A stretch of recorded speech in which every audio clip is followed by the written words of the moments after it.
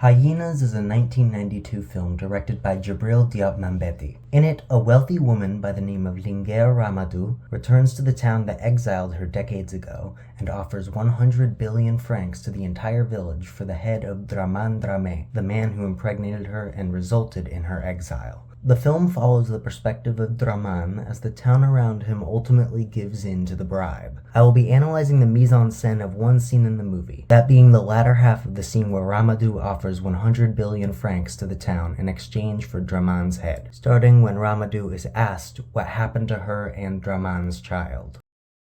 The setting of this scene is in the town of Colobane, presumably in a town square or other public area. In the shots of Dramane, the setting is almost completely obscured by the other citizens of Colobane, showing that he has them on his side. Ramadou and her posse, however, are distanced from the villagers by being in an old building with traditional-looking architecture. This separates the parties by the setting around them, indicating that Ramadou is no longer a villager like them.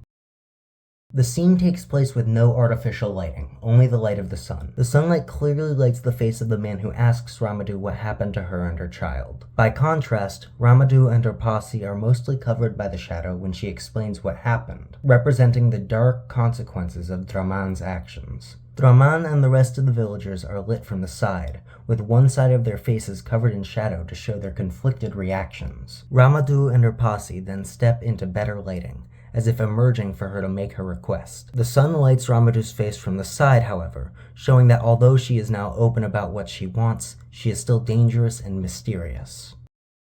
Ramadou wears all black to show that she's intimidating and to distinguish herself from the rest of her posse, which wears mostly vibrant colors, like orange and red. Their clothes are extravagant, although still clearly African-inspired, showing their wealth. Toko is wearing a sharp, formal suit, with the props on her person being a pair of handcuffs and a walkie-talkie. This shows that Ramadou's posse is also very professional, and that Ramadou is untouchable to the villagers. Meanwhile, the people of Colobane are wearing traditional formal clothes, with the mayor wearing more distinct clothing. The mayor's distinct patchwork and cowboy hat show that he has a position of authority in the community. Other than that, the villagers' clothes aren't nearly as extravagant as those of Ramadou's posse, highlighting the wealth gap between the two groups.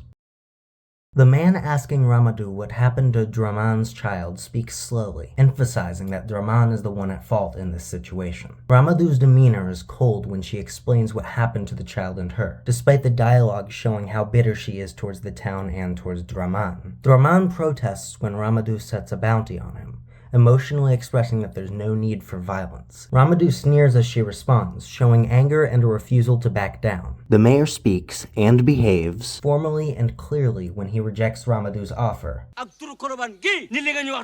being very official. However, Ramadou responds with amusement, showing that she is confident that the villagers will eventually give in.